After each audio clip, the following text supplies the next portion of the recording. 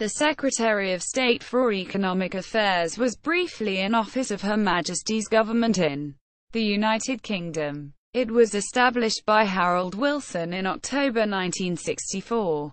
Wilson had been impressed by the 6 weeks experiment of a Minister for Economic Affairs in 1947, an office occupied by Stafford Cripps before he was appointed Chancellor of the Exchequer.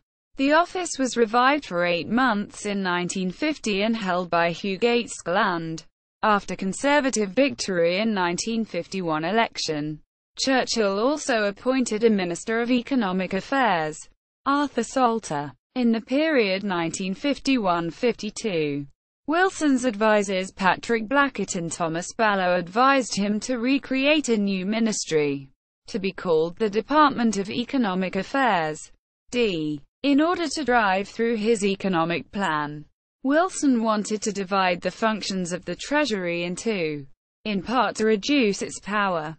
The D, as it soon became known, would undertake long-term planning of the economy and industry, while the Treasury would determine short-term revenue-raising and financial management. The D was therefore tasked with the preparation of a national plan for the economy, which was published in September 1965.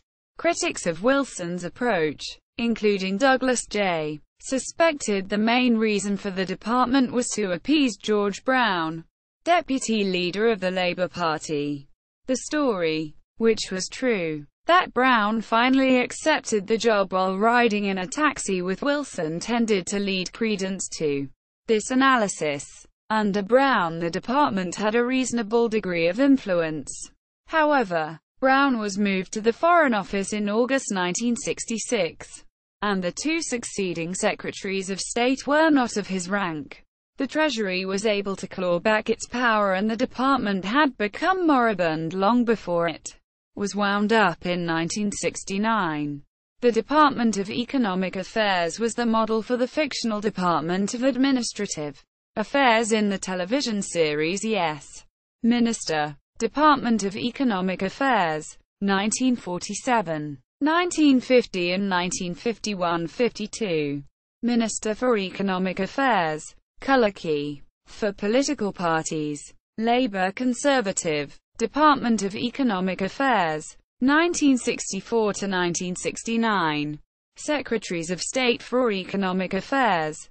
Color key. For political parties. Labour. Ministers of State for Economic Affairs.